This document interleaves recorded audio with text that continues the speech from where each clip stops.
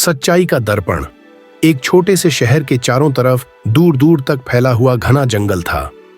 उस जंगल में कुछ आदिवासी लोग रहा करते थे।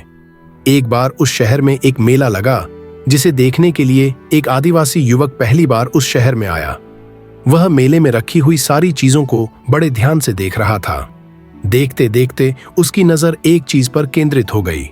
वह दर्पण था। दर्पण को उस युवक ने पहली बार देखा था। वह यह देखकर बड़ा विस्मित हुआ कि दर्पण के भीतर उसको अपना ही प्रतिबिंब झलक रहा है। युवक ने बड़ी उत्सुकता से दुकानदार से पूछा, सेठ जी, यह क्या चीज है? वह बोला, बेटा, इसे दर्पण कहते हैं। युवक ने पूछा, यह दर्पण किस काम में आता है?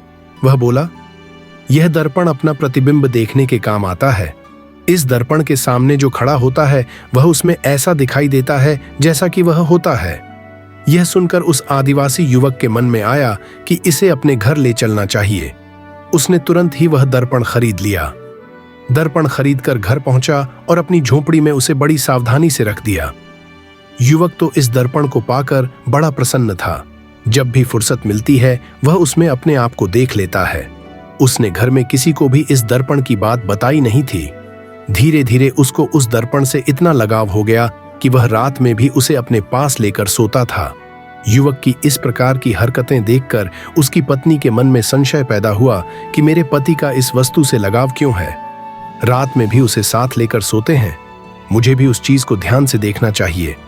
एक दिन जब उसके पति लकड़ियां काटने जंगल में गए हुए थे, उसने उस दर्पण को अपने हाथ में लिया और भीतर झांका। वह देखकर हैरान हुई कि इसमें तो एक युवती दिख रही है जो बिल्कुल उसके जैसी ही दिखाई दे रही है। वह यह देखते ही भ्रम में पड़ गई कि हो ना हो मेरा पति इस स्त्री को प्यार करता होगा। तभी तो दिन में कितनी बार उसे देखता है और रात्रि में भी उसी को पास रखकर सोता है। वह ईर्ष्या और क्रोध से भीतर ही भीतर जलने लगी। परंतु कहे किससे और कहे कैसे? अभी तो उसकी शादी होकर 1 ही महीना हुआ था। वह इस घर के लोगों से अपरिचित भी थी। दिन प्रतिदिन उसके मन की उदासी और बेचैनी बढ़ती चली गई। उसकी आंखों से आंसू झरने लगे। दिन का खाना और रात्रि की नींद हराम हो गई। धीरे धीरे उसने बोलना भी बंद कर दिया। इस प्रकार उसको चिंतित देखकर उसकी सास ने पूछा, बहू, ऐसा तुम्हें क्या दुख है जो तुम दिन प्रतिदिन कमजोर होती जा रही हो? यह सुनते ही वह रो पड़ी और बोली, माता जी, मेरा दुख मैं आपको कैसे बताऊं? मेरे मन की व्यथा से मेरा दिल कांप जाता है, आवाज रुक जाती है। सहानुभूति भरे स्वर में सास ने कहा, बहू, बिना बताए तो कैसे पता लगेगा कि तुम्हारे मन की उदासी का कारण क्या है? बहू ने कहा, माता जी, आपका बेटा मेले में से दूसरी पत्नी ले आया है जिसकी शक्ल मुझसे बहुत मिलती है। यह सुनते ही सास को बड़ी हैरानी हुई। उसने कहा, बहू, वह चीज मुझे भी दिखाना। वह दौड़कर गई तथा उस दर्पण को ले आई। सास ने भी दर्पण में झांक कर देखा तो वह हतप्रभ रह गई कि यह बात सच है कि बेटा दूसरी पत्नी लाया है। परंतु उसे आश्चर्य इस बात का है कि बेटा दूसरी पत्नी तो लाया, पर बुढ़िया क्यों लाया? यह देखकर वह आग बबूला हो उठी। बेटे के आने की प्रतीक्षा करने लगी। थोड़ी देर में जब बेटा लकड़ियां लेकर लौटा तो मां उस पर बरस पड़ी। नाहक शब्द भी उसने कहे। यह सुनकर बेटा परेशान हुआ कि आखिर बात क्या है।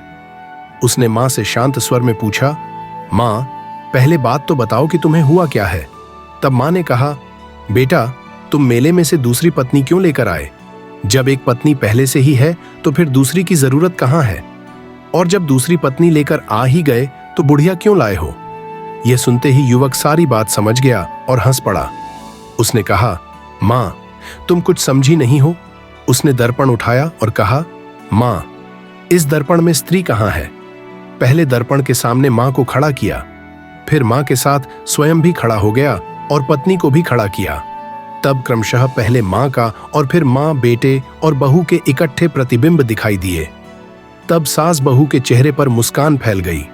तब युवक ने कहा, इसे दर्पण कहते हैं। इसके सामने जो जो भी खड़ा होगा उसमें उसका प्रतिबिंब अवश्य झलकेगा।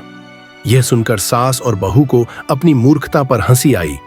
यह कहानी पढ़कर पाठकों को भी हंसी आ सकती है। इस कहानी में सास बहू का अज्ञान ही उनकी उदासी और क्रोध का कारण है।